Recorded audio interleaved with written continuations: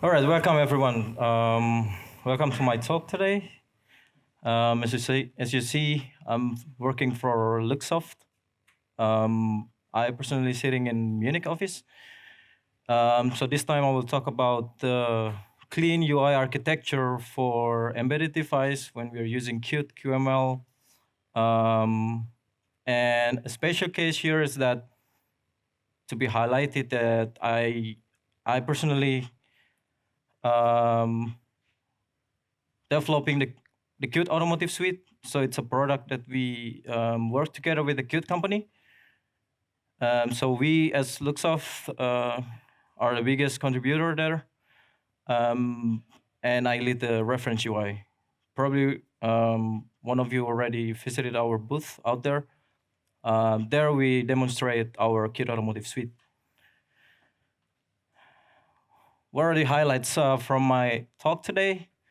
So first, I would like to encourage to think about the modularity of the user interface, which then will help us to have a dependencies free, and it enables us to have the user interface harnesses so that we can run components per components of the user interface independently, so that we start to maintaining the complexities. And we're not talking about rapid prototyping anymore. So it's also about rapid development process in which you can reuse your code exactly for production. And then I will also talk about the middleware layer. So we use Qt IVI, which also includes the auto generator based on IDL. And then we reach a scaled user interface. What are the challenges that we normally see when we work on user interface? We usually have a complex UI specifications. We have so many number of developers within the team in which that we want to delegate part of the components, part of the UI within your teams. There are so many hardware dependencies, especially in the automotive industry. And then we want to scale, and then trying to manage those kind of backends. We have short development time, and then we start having our productivities going down. So as I showed here in this graph, this is normally what happens, that in the beginning when the complexity is quite low, then we kind of having increasing productivities. And once the complexities arise, then you start feeling that there are dependencies everywhere. We start to feel less productive. Yeah. I mentioned about Qt Automotive Suite. What is inside the suite? There are Qt Application Manager. I don't know if any of you know about Qt Application Manager. So it's part of components in Qt Automotive Suite, then that allows us to own applications, enable us to write a multi-process user interface. So basically, having control of your applications of your system. Qt IVI, it's a short of in-vehicle infotainment. It has some preset modules for automotive, such as climate, zones for climates, media, and so on. And it also includes the code generator I mentioned before. The reference UI, QML Live is the one that we use for live reloading while doing QMLs. Gamma Ray, it's like to inspect your UI components. And then the Qt Creator plugin, in which you can have your application manager runs on your device. You have your desktop over here, and then you start developing there, and then you can deploy it right away to your device. These are the blocks of the Qt Automotive Suite. Yeah, I think I've mentioned this already. I can just go forward. The normal development cycle when we do HMI, that we work together with the designer, and we, as a developer, we want to always get the inputs, the UX concepts and everything.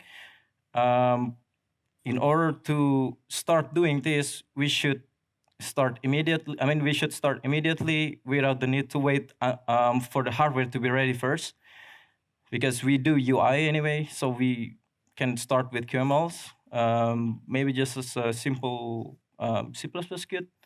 But I'm personally a fan of QML, so I can start with it normally with the designers. And we have a special conditions in Qt Automotive Suite that we have a designer that can do QML as well. So we can kind of having code reviews back to back between designers and developers. And this is kind of rolling forward together, and with the help of the simulation surface that we generate with Qt IVI, it helps us to work like iteratively with the designers.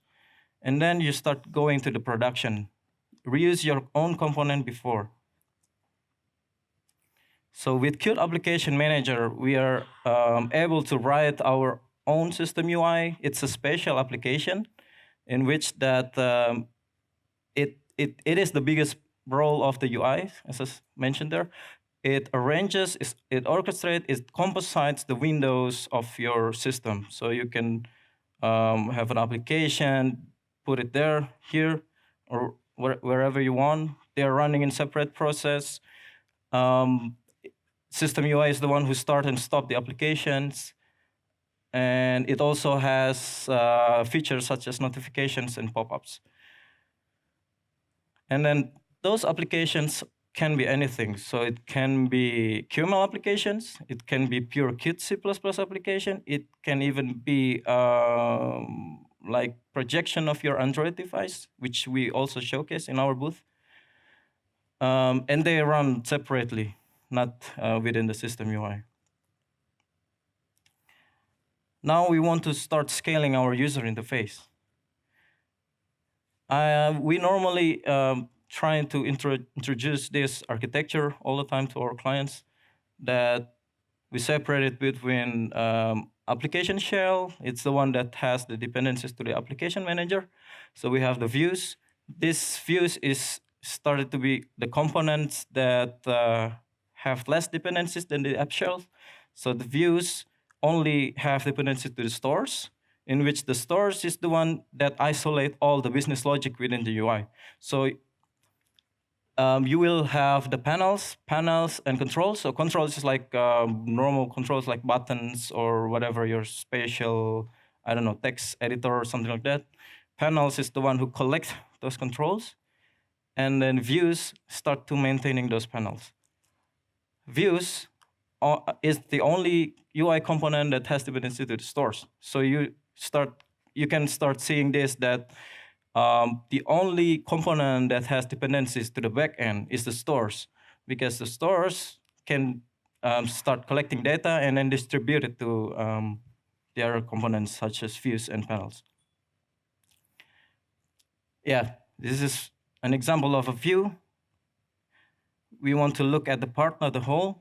So panels is that small part, and control is even the smallest one. And then afterwards, we start reaching the UI harness. The UI harness is a technique to isolate part of the UI. It allows the developer to test each of a single part of the UI independently, and then you can simulate the components and everything. It enables a live reloading development, and this is what we actually feel once we manage to decouple things inside your user interface. So we want to then live reload it with the QML live. As I mentioned before, once we decouple the components, the applications, we can run it independently with the QML live. I can showcase it later during the demo. And it's also important to be able to live reload your system UI, because then you can start having a development ecosystem in your team.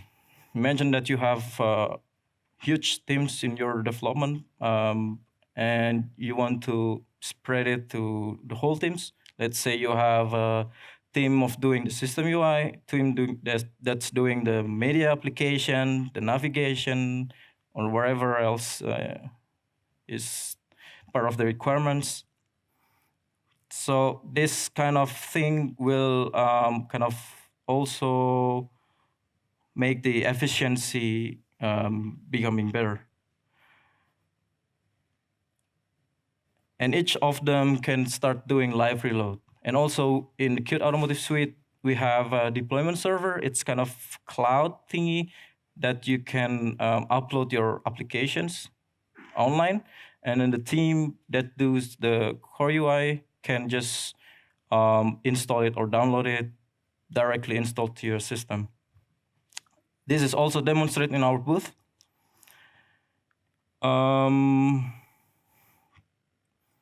Then, as I mentioned about the middleware, we want to auto-generate our code, our plugins. With Qt IVI, it uses QFace as ideal. I don't know if any one of you has been using QFace here. Oh, cool. Yeah, Qt IVI uses this, and then it generates some QML plugins out of it. There's the documentation link down there. This is an example of interface definition language that I have.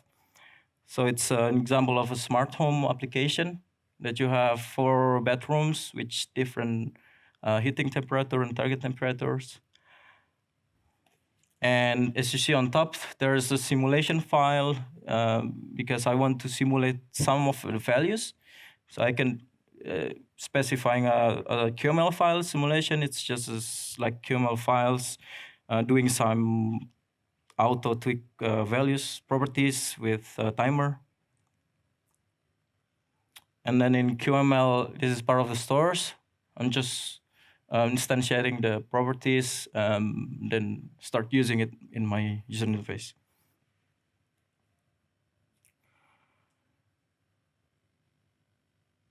Yeah, the middleware layer. So if we manage to separate between the user interface and the hardware, we always want to have somewhere in between, which is the API, the interface from the hardware to the user interface. And if you have a clean API structures, it's easier for us to maintain the complexities in the user interface. As I mentioned before, that all the dependencies are defined in the stores. Then the lower part means that the IDL layer itself, which is then auto-generate the service API layer, service here as like backend service. So it can be a real service or some kind of simulation. So we can imagine of like canvas connections or something like that. To just set the values. Yeah, then those. Since the generated component here is based on Qt remote object, we can also create companion app somewhere else, so like completely separated device, then connect it to through like IP-based address as we do also in our booth. Then we can like tweak those values connecting to our device and so on. And then we can start talking about testability as well. That we, yeah, this is like, imagine that the UI team doesn't have any backend yet, and we want to see how the UI reacts on some values from the backends. Since we already have a clear API, we can anyway start the work by having the simulated service. As well as the backend team, which has the device and doesn't want to work with the UI. And then they can just simulate the UI by tweaking those values on the surface layer. I mean, on the API layer. And then you can have an API explorer that tweak those values, monitor what values are coming in, coming out, and yeah. So that's kind of the concept, and it's demo time.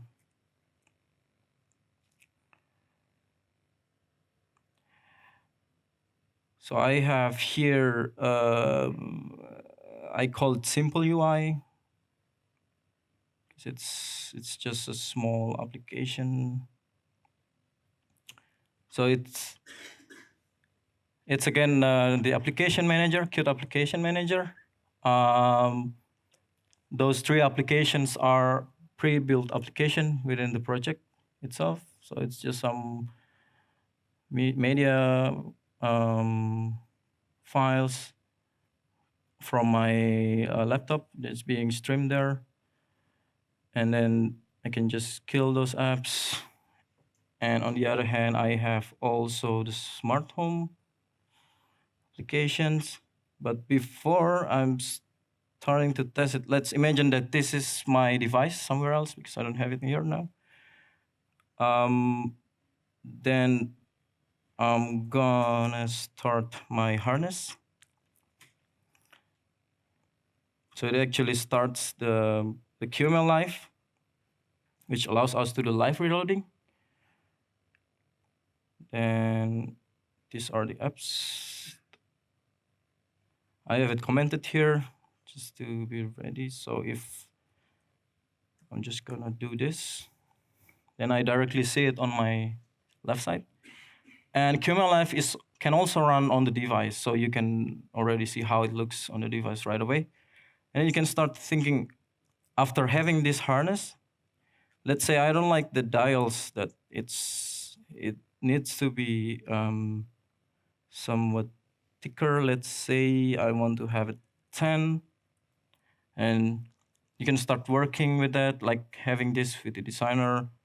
Like designer can also tweak it to, let's say, red when it's being clicked and such. And then I think this is kind of good looking already. So I can start thinking of a bigger view. Then I have kind of 4 rooms in it, which looks like this. So I'm just like instantiating the heating panels and mocking the stores.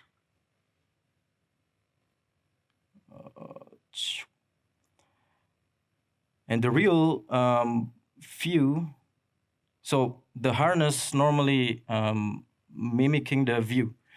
And the real view looks like this, which actually takes the real stores. Stores is based on the abstract store that I use for simulation. And this one is the one that depends on the backend, which is the heating values in this case, which I auto-generate as example smart home over here. And then my kind of IDL looks like what I've shown before. And the simulation files looks like this. So it's just a timer and tweaking values and so on. This can be, if you don't use simulation, you can just set it with your real backend, set the properties. And then I think it's time to see it on my real device. And I'm currently using the Qt Creator plugin to like deploy it automatically to the appman instance. Then I can just start install it. Now I have it here. And then it runs already on your device with your updated red color that you see before. So that's one thing. And then I have an example of the more complex one, which is the Neptune 3 UI, which is, how can I change this? Which is also have that common, something is weird with my Qt Creator.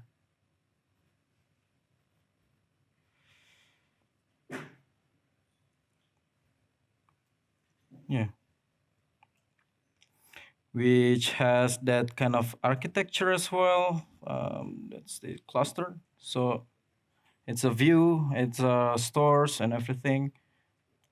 So stores, again, is the one that depends on those kind of dependencies, plugins, wherever backends you have. And that can be shown here. So in Neptune 3, we also use the Qt IVI auto-generated, so we have even more middleware layer.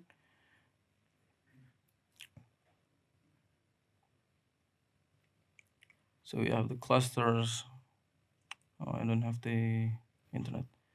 So yeah, this is an example of a complex or bigger project which has the structure, clean UI architecture. And I had also an experience that our designer left the project for a while, and then after 1.5 years, he was back to the project. After we do the clean UI architecture and everything, and for him, it's pretty easy to find where the dependencies are, where to change the backends, the values, and then he already knows, because he's a designer, where to update the components like panels and controls and so on.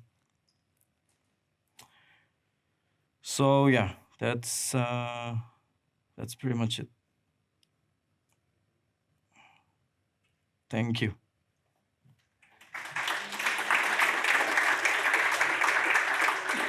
Sorry? Did you want to take any questions, or are you? Yeah, sure. Yeah, If, sure. We if need there to are any. hand the microphone around if anyone wants to take a question. Yeah. So, Any other questions? No? nobody yet? No. I think the talk was. Oh, Go okay. on. Good.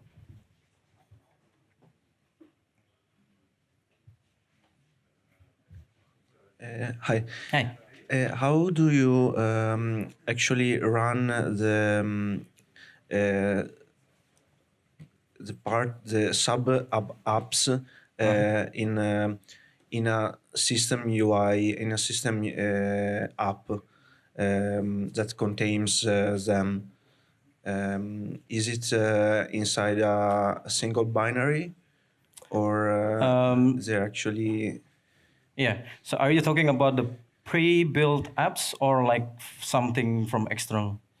Because pre-built apps means that I can just show how we do it. Like here, we have apps folders inside the project, in which those apps are automatically like registered by the application manager when we start the projects, and then it start like compositing those apps inside your system UI. So it kind of models and can be delegated in your system UI. Okay. And on the other hand, if you have external apps, like as I show with the smart home, you can just do it independently somewhere. And then when you start confident with that, you can just start those applications to the system UI. Then the system UI will start recognizing those applications. So here is the key. So it's load application manager application. So the Qt Creator plugin knows that this should go to the system UI of running application manager. Thank you. You're welcome. Any other questions? No. All right. Thank you for coming to my talk.